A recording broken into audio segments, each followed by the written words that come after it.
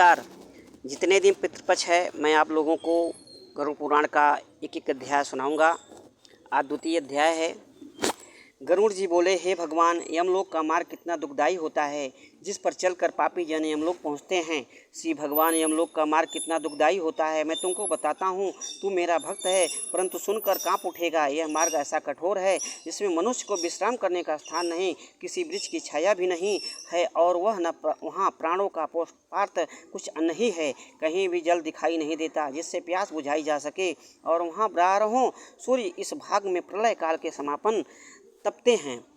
वहाँ जाते समय अतिशीत वायु पापात्मा अत्यंत पीड़ित होता है। मार्ग में कांटे बिछे रहते हैं जिनमें पापी बंध जाता है। कहीं महाविषधारी सर्प आकर उसको लपेट लेते हैं, फिर कहीं बड़े सिंह, व्याघ्र और श्वान आकर उसके मांस की बोटियां निकाल लेते हैं, और कहीं बड़े बड़े वैश्य काट जाते हैं। वहीं कहीं पर वन में भटकती हुई देवाग्नि उसे जलाती हैं। आगे चलकर कहीं घोर एवं अत्यंत बीहड़ वन है। वह 2000 योजन लंबा चौड़ा वृक्षों के पत्ते तलवार की तरह पहने हैं। उस वन में बड़ी बड़ी नोच वाले काक, उल्लू, वट, गिद्ध आदि भयानक पक्षी, दो दंशों वाली मधुमक्खियाँ उड़ती हुई पापात्मा को काटती हैं। वह वन की अग्नि से जलता है और तलवार से पत्तों द्वारा प्रेत छिन्न भिन्न हो जाता है। कहीं कहीं अंधकूप में गिर पड़ता है तो पासों द्वारा यमदूत उसे निकाल लेते हैं। कहीं बहुत ऊंचे पर्वतों पर चढ़कर फिर नीचे गिरता है। कहीं तीक्ष्ण शस्त्रों पर, कहीं सड़कों पर चलना पड़ता है। कहीं अंध महाभयानक नरक में फिसल पड़ता है। कहीं पानी में गिर पड़ता है, कहीं भारी कीचड़ में गिर जाता है, कहीं अति उबलते हुए कीचड़ में गिर जाता है, कहीं तपी हुई बालू में पड़ता है, कहीं तांबे के रूप में आग वाले नरक में गिरता है, कहीं अग्नि के अंगारों के ढेर पर तथा धुआंधार अग्नि में गिर पड़ता है। कहीं पर अंगार बरसते हैं तो कहीं ओले की भांति वज्रशिला पे पत्थर बरसता है। कभी खून बरसता है, कहीं पर हथियारों की वर्षा होने लगती है तथा कहीं कहीं गर्म पानी बरसता है। कभी क्षार भस्म कीचड़ की वर्षा होती है। कहीं वह पापी बहुत नीचे गर्त में गिर जाता है तो कहीं उसे बहुत ऊंचे स्थान पर चलना पड़ता है, और कहीं गुफाओं में प्रवेश करना पड़ता है। गुफाओं में महाअंधकार है, बीच में ऐसी ऐसी शिलाएं आती हैं जिन पर चढ़ना कठिन हो जाता है, और कहीं पुण्य, रुधिर एवं निष्ठा से भरे हुए तालाब आते हैं। इस प्रकार चलते चलते मार्ग के मध्य में अत्यंत दुखदायी, जिसका वृत्त हाल सुन शरीर कांप उठता है, ऐसी एक नदी जिसका नाम है गरुड़ बैतरणी है, उसे देख देख कर अत्यंत दुख होता है। वह 100 योजन विस्तार वाली है, उसमें पूर्व रुधिर बहता है। उसके तट पर हड्डियों के ढेर लगे हुए हैं, किनारों पर मांस तथा रुधिर की कीचड़ है और बहुत ही गहरी है जिसे पापी पार नहीं कर सकते। उसके मध्य में संबाल आते हैं जिनमें पापात्मा और भी फंस जाते हैं। इसी कारण उनके लिए दुर्गम हो जाती है, और बड़े बड़े मगर भरे हुए हैं, सैकड़ों घोर पक्षी जिसके चारों ओर चक्कर काटते रहते हैं। पापी के वहाँ पहुँचते वह और उग्र रूप धारण कर लेती है। बड़े बड़े शोले उठते दिखाई देते हैं, जिससे हे गरुड़, कड़ाव के भीतर अग्नि से तपे घी के समान ज्वाला युक्त हो जाती है। इसे बैतरणी कहते हैं। यह बैतरणी सुई की भांति मुख वाले कीड़ों से खूब भरी हुई और वज्र जैसी चौवों वाले बड़े बड़े गिद्ध एवं काक पक्षियों से घिरी हुई है। उस नदी में शिशुमार, मगर, जलौका, मत्स्य, बड़े बड़े मत्स्य एवं कछुए आदि अनेकों जल जीव मुँह खोले फिरा करते हैं। उसमें ज्यों ही पापी जीव पड़ते हैं त्यों ही हाहाकार कर चिल्ला उठते हैं, हाय भ्रात, हाय पुत्र, हाय पिता। इस प्रकार दीनता पूर्ण वचन बोलते हैं। साथ ही उनको भूख प्यास भी अत्यंत व्याकुल करती है। बहुत से झाग के साथ रुधिर के पूज से भरे उस नदी के रुधिर को ही पी जाते हैं। वह नदी अत्यंत विकराल है, खूब गर्जना करती है। अत्यंत भयप्रद होने के कारण उसको देख पाना भी अत्यंत कठिन होता है। पापी उसे देखते तत्क्षण मूर्छित हो जाते हैं। उसमें भीतर जाते ही बड़े बड़े वृश्चिक एवं काले सर्प पापियों को चारों ओर से घेर लेते हैं। वहाँ उन पापियों की रक्षा करने वाला कोई दिखाई नहीं देता। उसे नदी के भीतर सैकड़ों हजारों चक्कर लगाते पापी पाताल में चले जाते हैं और क्षण भर वहाँ रुक कर फिर ऊपर आते हैं। हे पक्षीराज, ऐसी नदी पापियों के लिए ही निर्मित की गई है जिसका पार दिखाई नहीं देता। वह बहुत दुखदायक है। इस प्रकार पापी जन अत्यंत दुखदायी अनेक प्रकार क्लेशदायक एक मार्ग पर चिल्लाते रोते अत्यंत दुखित होकर चलते हैं। कुछ पांसों से बधे अंकुशों द्वारा खींच कर चलाए हुए पीठ पर तीखे शस्त्रों के बीच देने पर चलाए जाते हैं। कुछ पापियों की नाक नाद कर रस्सियों द्वारा खींचकर किसी के कानों में रस्सी बांधकर यमदूत ले जाते हैं, तथा काल पांसों के और बड़े बड़े काक पक्षियों द्वारा खींचा हुआ चल रहा होता है। कई एक पापी तो ग्रीवा भुजा या पांव तथा पृष्ठ में जंजीरों में बंधे हुए खींचे जा रहे हैं एवं कई सिर पर लोहे का भार उठाए मार्ग पर चले जा रहे हैं। बहुत से पापियों को यमदूत मुकद्दरों से इतना पीटते हैं कि मुखों से रुधिर निकलने लग जाती है। उसी रुधिर को फिर भक्षण करते हैं। इसी प्रकार इन दुखों को पाकर वे पापी अपने किए कुकर्मों को सोचते हैं। उन्हें अधिक ग्लानि होती है तथा रोते चिल्लाते दुख उठाते हम लोग पहुँचते हैं। इतने दुखी होने पर भी यम मार्ग में हाँ पुत्र, हाँ पौत्र इत्यादि वचन बोलते हैं। वे मंद बुद्धि अपने किए पर पश्चाताप भी करते हैं। कहते हैं कि देखो भारी पुण्यों से हमें दुर्लभ मनुष्य जन्म प्राप्त हुआ, उसे पाकर व्यर्थ ही खो डाला। कोई धर्म नहीं किया, मनुष्य शरीर ही मुक्ति का साधन है। ऐसा उत्तम जन्म पाकर न खुद दान, न अग्नि में होम, न तप, न देवताओं की पूजा ही की, विधि एवं श्रद्धा पूर्वक किसी तीर्थ पर भी नहीं पहुँचे, न किसी साधु संत ब्राह्मण की सेवा की। इसलिए हे जीव, अब अपने किए कर्मों को भोगो। तुम्हारा निस्तार कैसे हो? अरे मैंने ब्राह्मण देवताओं की कभी पूजा नहीं की, न पतित पावनी श्री गंगा जल का पान किया, न कभी सत्पुरुषों की सेवा की, न महात्माओं का सत्संग किया, कोई परोपकार भी तो नहीं किया। हे देहाभिमानी, तू अपने किए कर्मों का फल भोग। पथिक मनुष्यों एवं पशु पक्षियों के लिए जल रहित स्थान पर कोई तालाब, वापी अथवा कुआं आदि भी नहीं बनवाया। गौ ब्राह्मणों की आजीविका के लिए किंचित मात्र धन भी खर्च नहीं किया। इसलिए हे जीवात्मा, अब तू अपने किए कर्मों का फल भोग। नित्य यथाशक्ति अन्नदान भी नहीं किया और गौ को एक दिन तृप्ति का चारा घास कुछ भी दान नहीं किया। दैनिक कार्य में स्नान, संध्या, जप, हवन, स्वाध्याय, देव पूजन, वैश्वली आदि भी कुछ नहीं किया और न वेद शास्त्रों के यथार्थ वचनों का पालन किया। कोई भी पुराण शास्त्र नहीं सुना और न वेद शास्त्र जानने वाले ब्राह्मण की पूजा की। इससे हे जीवात्मन अपने किए कर्मों को भोग।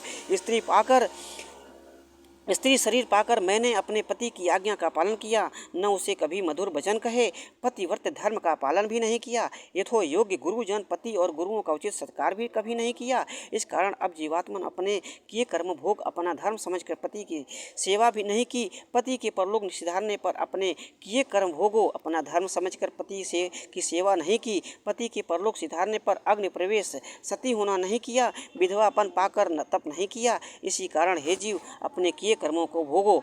1 महीने के उपवास व्रत के द्वारा अपना संपूर्ण रीति के चंद्रायण व्रत के द्वारा अपने शरीर को निर्बल बनाने की चेष्टा नहीं की। स्त्री का शरीर बहुत दुखों का पात्र होता है और पूर्व जन्म के विकर्मों से ही प्राप्त होता है। ऐसा स्त्री का शरीर प्राप्त करके अपने सुधार के लिए मैंने कुछ भी कर्म नहीं किया। इस प्रकार हे गरुड़ जी, वह प्रेतात्मा और पूर्व शरीर द्वारा किए हुए दुष्कर्मों का स्मरण कर पश्चाताप करता है, हाथ मल मल कर रहता है। मनुष्य का यह शरीर अब मुझे मिलने का नहीं, यूं ही खींचता चलता है। तब 17 दिन तक वायु वेग के साथ अकेला चलकर वह प्रेतात्मा 18 दिन ही गरुड़ सौम्यपुर पहुंचता है, जिससे बहुत से प्रेत रहते हैं और जहां पुष्पभद्रा नदी है, पूर्वदर्शन नए ग्रोध वहाँ का राजा है। यहाँ पहुंचकर यमदूत थोड़ा विश्राम कराते हैं।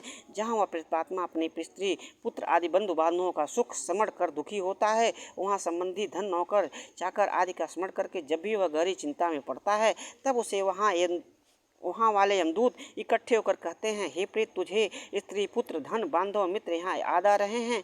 कोई भी किसी का नहीं, अपने कर्म के साथ चलते हैं, उनको स्वयं भोगता हुआ यमपुर का मार्ग पूरा करो।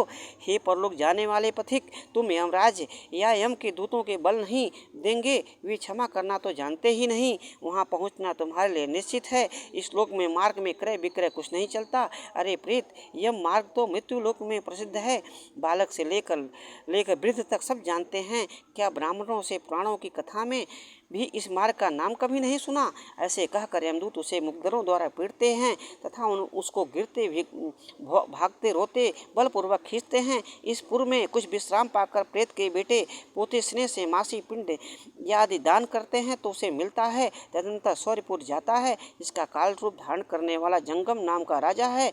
ज्यों ही जीव उसे देखता है तो भय से कांप उठता है। वहाँ कुछ देर सुस्ताने की इच्छा करता है। उस पूर्व में पहुंचकर प्रेत और पौत्र आदि संबंधी जो कुछ द्रैपक्षिक पिंडदान करते हैं, उस अन्न संयुक्त जल को वह ग्रहण करता है, फिर वहाँ से चल पड़ता है। तब वह प्रेत अत्यंत शीघ्र नागेंद्र भवन में पहुँचता है। वहाँ बड़े बड़े विकट वन हैं। उन्हें देखकर प्रेत चिल्ला उठता है और अत्यंत दुखी होकर कहता है, निर्दयी यमदूत के पास में खींचा हुआ प्रेत 2 मास में रोता हुआ जाता है, जहाँ बांधों द्वारा पिंड, जल, वस्त्र आदि प्राप्त करते हैं। पश्चात यमदूत उसे आगे कर लेते हैं और उन्हीं पासों द्वारा खींचकर आगे लेकर चलते हैं। तीसरे महीने में गंधर्व पहुँचता है, जहाँ उसे त्रैमासिक पिंडदान प्राप्त होता है। उसे भोग कर आगे के लिए चलता है और चौथे महीने शैलग्राम पहुँच कर जाता है। वहाँ पंचमासिक पिंड को भोग कर उसे आगे क्रूरपुर को जाता है। तब उस प्रेत का 5.5 मास से कुछ कम खामासिक होता है, जिसमें छमासी कहा जाता है। उस छमासी में बांधों द्वारा दान किए घट सहित पिंड पाकर वह प्रेत कुछ तृप्त होता है। छमासी के दिन घट दान देने से प्रेत को आधा मुहूर्त विश्राम मिलता है। उसे पाकर फिर यमदूतों द्वारा चलने के लिए बाध्य होता है तथा सताया जाता है। वह कांपता हुआ अत्यंत दुखी होकर वहाँ से चल देता है।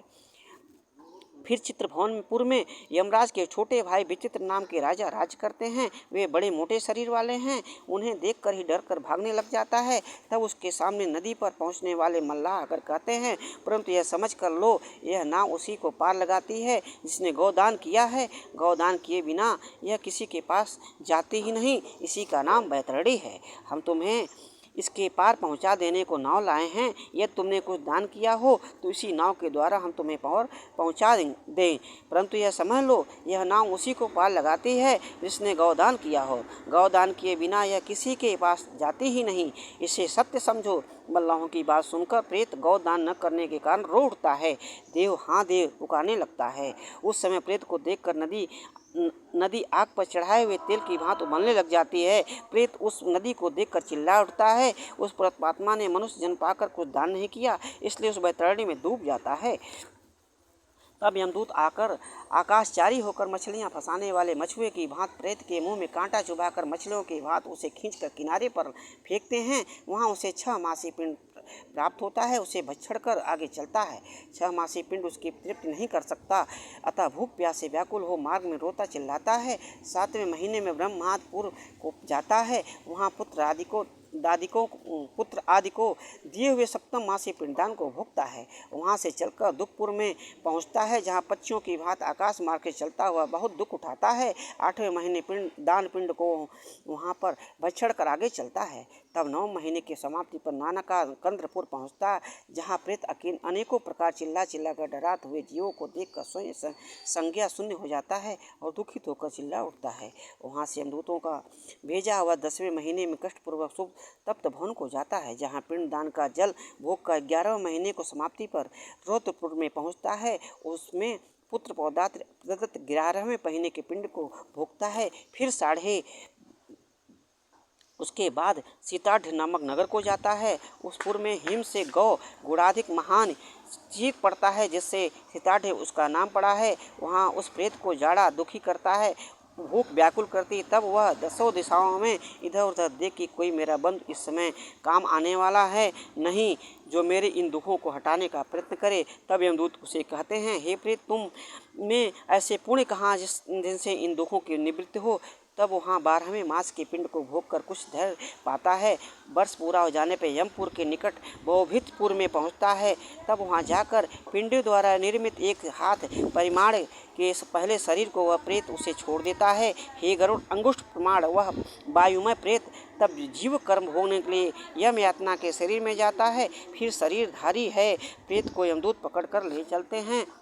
हे कश्यप नंदन गरुड़, जिन लोगों ने अंत होने से पूर्व परलोक सुधार के निमित्त कुछ भी दान न किया हो, उन्हें दृढ़ बंधन पाकर यमदूतों द्वारा कष्ट भोग कर यमलोक जाना होता है। धर्मराज की उस पुरी को 4 द्वार है। भगवान कहते हैं कि उनमें से दक्षिण की ओर दरवाजे का मार्ग है। हे गरुड़, मैंने तुम्हें सुनाया और यह भी सुना दिया कि किस प्रकार कष्ट से महाघोर भूख प्यास थकान से पीड़ित हे प्रेतमात्मा दक्षिण द्वार से यमपुरी पहुँचते हैं। और अब क्या सुनना चाहते हो?